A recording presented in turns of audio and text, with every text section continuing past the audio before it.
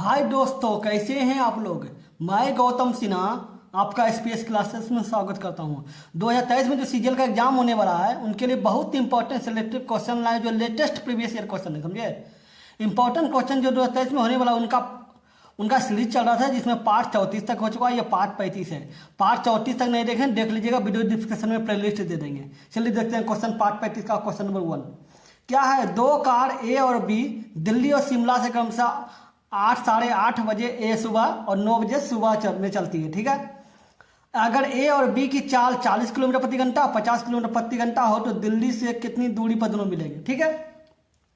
लेकिन गौर कीजिएगा, ये 8:30 बजे चला है, ये 9 बजे चला है, तो ये आधा घंटा पहले चला है, तो आपको देखना होगा कि आधा घंटा में कितना दूरी गया है, ठीक है। तो ए द्वारा 30 मिनट में तय की गई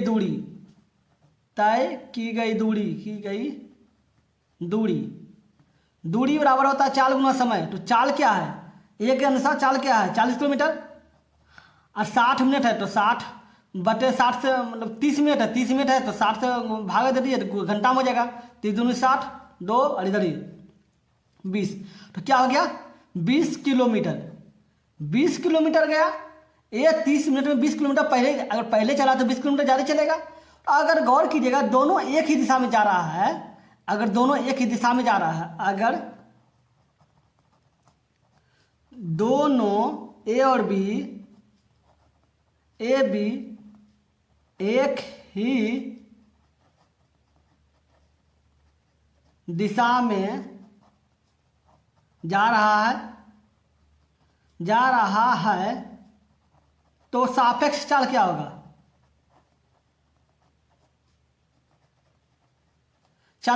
सापेक्ष चाल क्या होगा।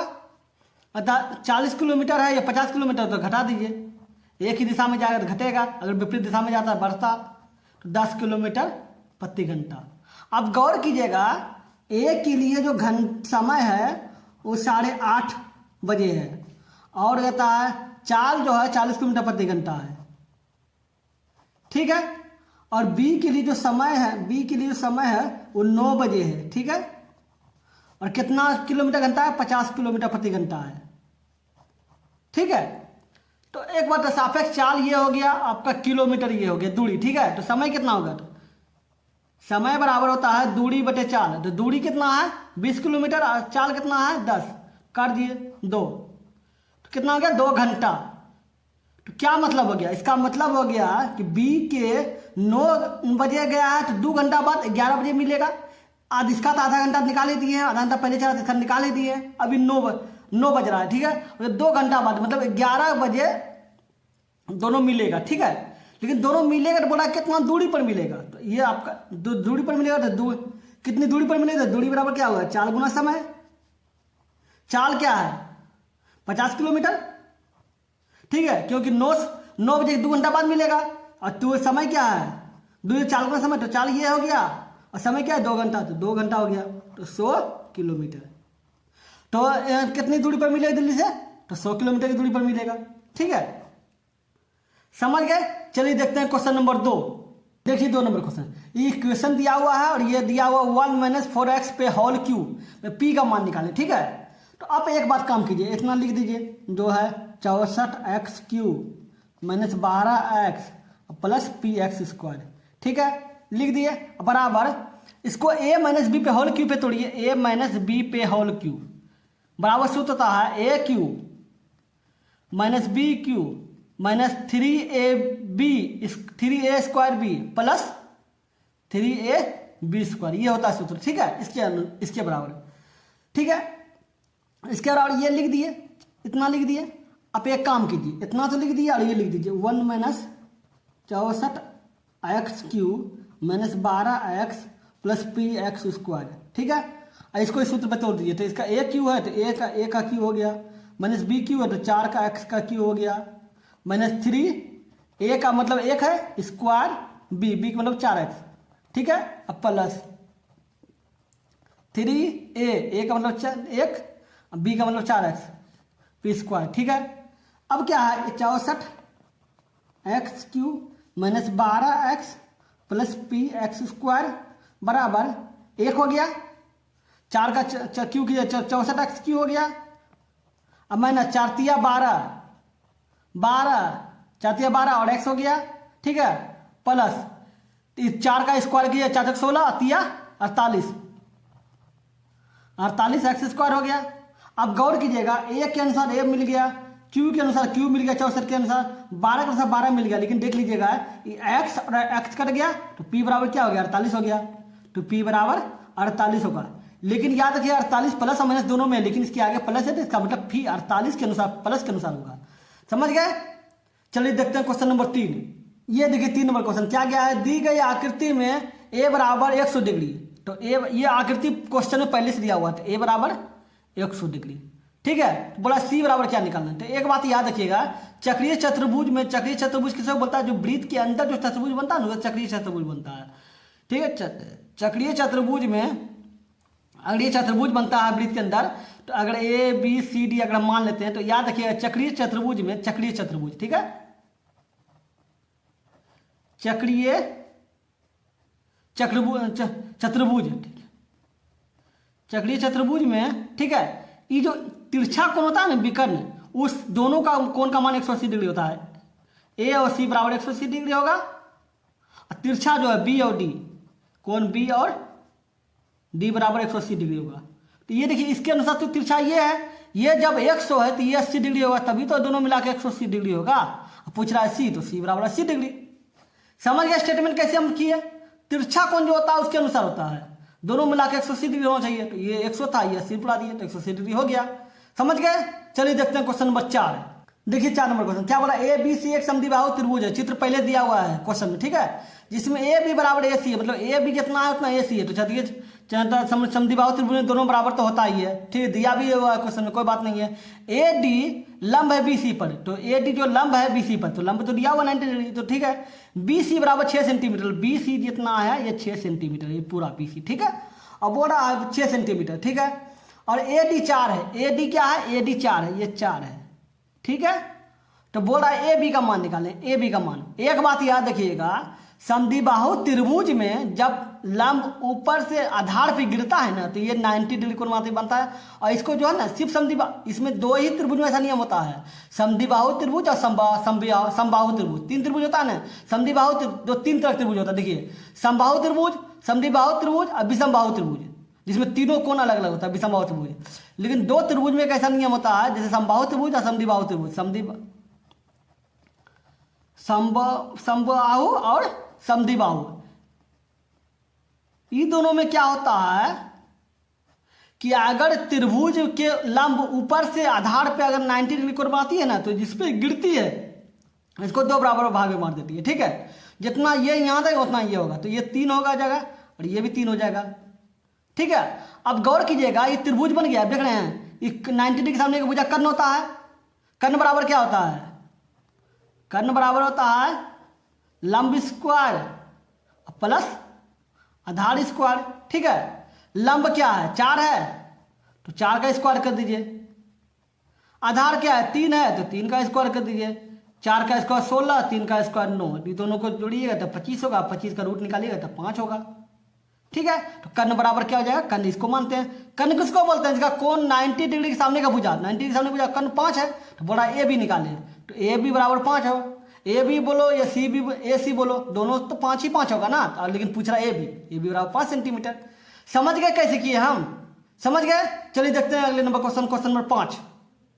देखिए 5 नंबर क्वेश्चन क्या बोला, 10 आदमी या 12 औरत किसी काम को 10 दिन में करती है, ठीक है। अगर 5 आदमी और 2 औरत एक साथ काम करे तो कार्य कितने दिन में समाप्त होगा। लेकिन गौर कीजिए इसमें और है, मतलब आगे है, 5 आदमी है 2 औरत जो मिल के काम कर रहा है, लेकिन इसमें बता रहा है कि 10 आदमी या 12 औरत, मतलब 10 आदमी लगेगा कोई काम करने के लिए या 12 औरत लगेगा, कोई एक चीज लगेगा, 10 आदमी या 12 औरत, ठीक है।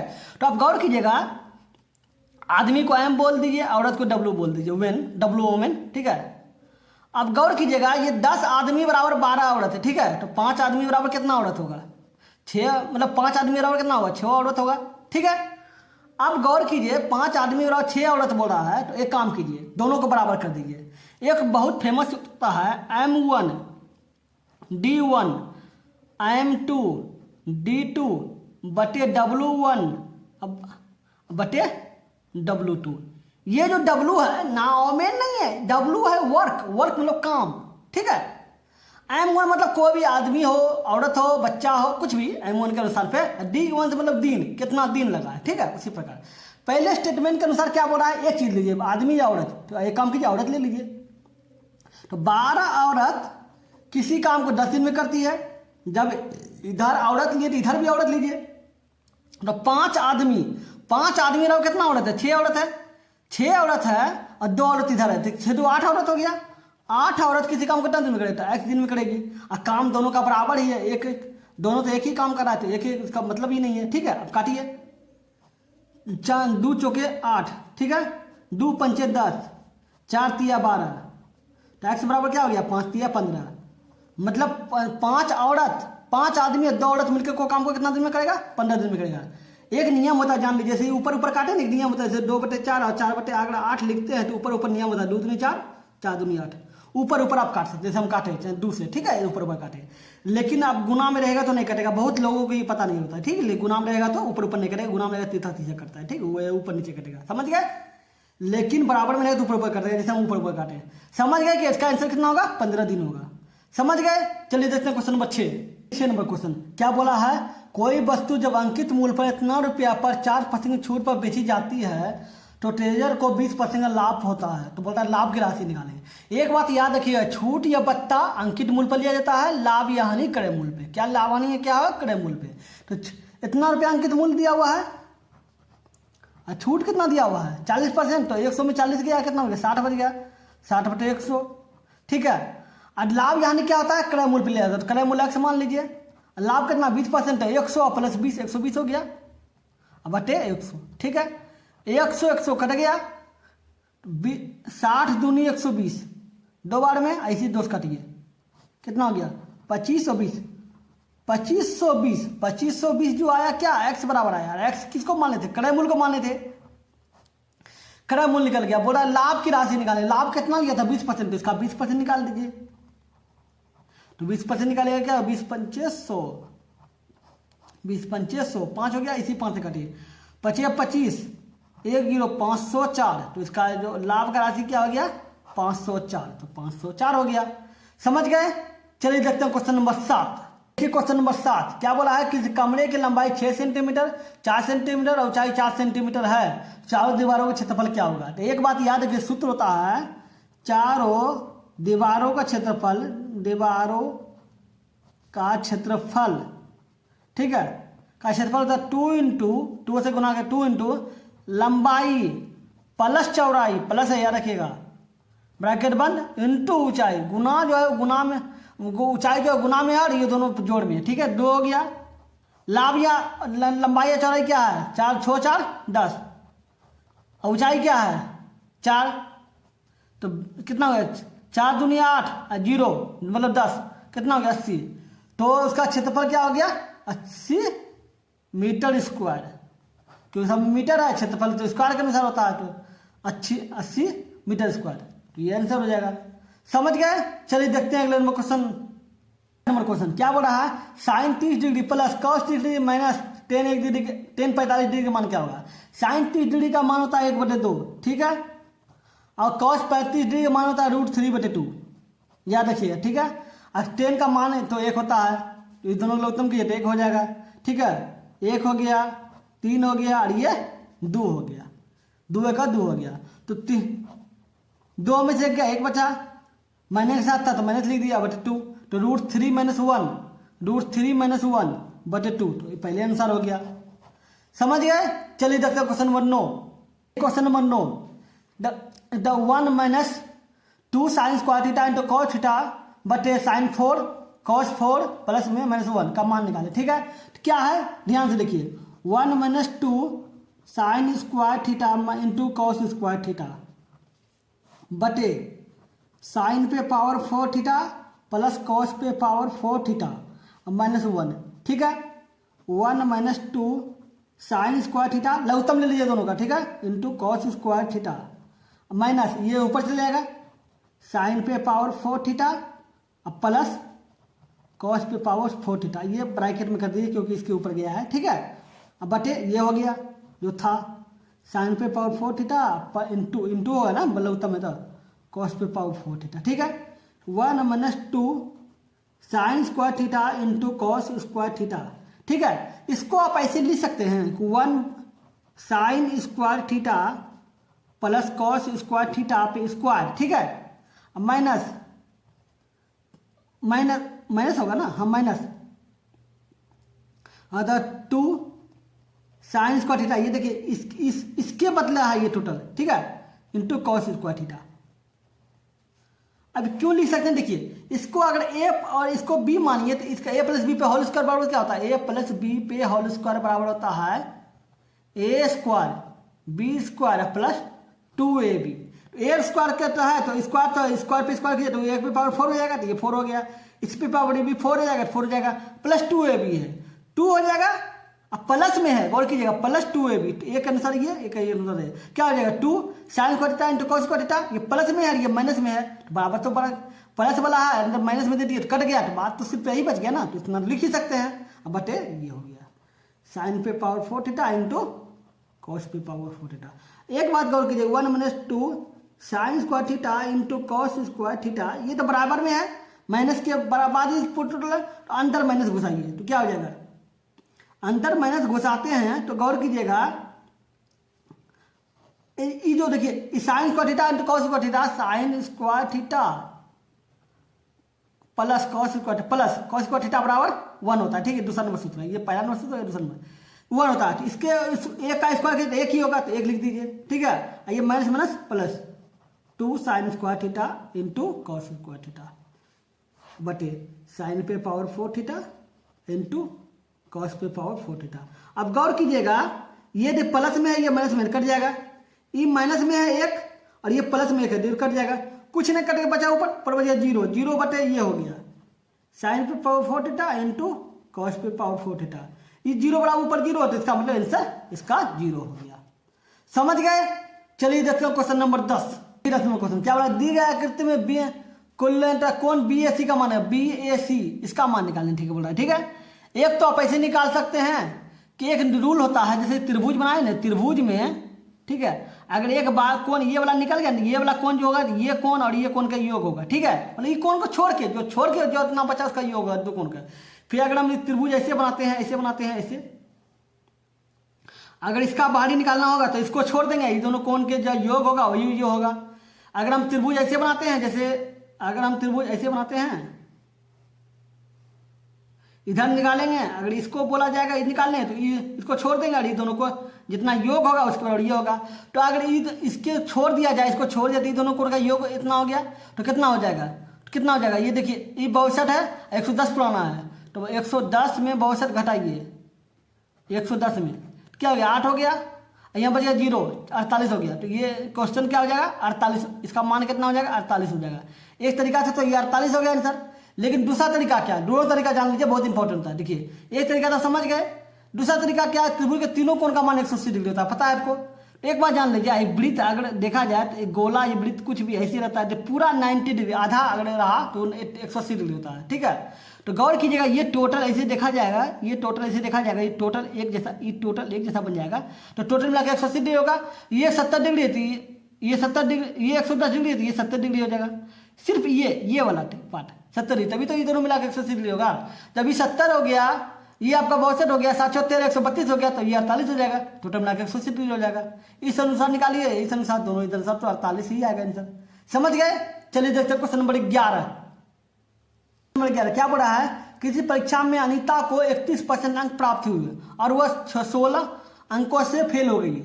सुनीता को 40% अंक प्राप्त हुए, जो उत्तीर्ण से 56% दिखा, मतलब एक और जो अंक लाई 31% लाई वो 16 अंक से फेल हो गया। जो 40% लाई वो जितना पास करने का उससे 56% अंक ज्यादा लाई। तो बोल रहा है रितम अंक क्या है, रितम अंक मतलब पूर्णांक कितना है। तो इस तरह का क्वेश्चन रहेगा ना, तो एक बात गौर करने का बात इसमें है, ये रूल तभी काम करेगा जब एक कम रहेगा, एक अंक कम रहेगा मतलब फेल हो गई, या दूसरा जो रहेगा एक ज्यादा रहेगा। तो ज्यादा और कम दोनों रहेगा, तो करना क्या है, ये दोनों को जोड़ देना, जो अंक लिखा हुआ है 56 और 16 को जोड़ देना है। अब बटे प्रतिशत जो है उसका अंतर कर देना है, गुना 100 कर देना है। ये कब करना है?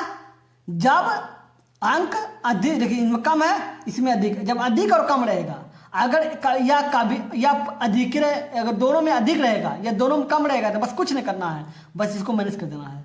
ठीक है, अब हम ट्रिक सिखा दिए, अगर सवाल अगर आएगा किसी बार ऐसा टाइप का टूटे, ठीक है। अगर कम या अधिक दोनों रहेगा तो आपको प्लस कर देना है। ठीक है, अब गुना कीजिए, 16 6 62, 62 10 72, तो 72 बटे कितना हो गया 9 गुना 8 कितना हो गया 841, 8 9 9 8 72, 800 हो जाएगा। 800 पूर्णांक है, मतलब टोटल अंक कितना है 800 है।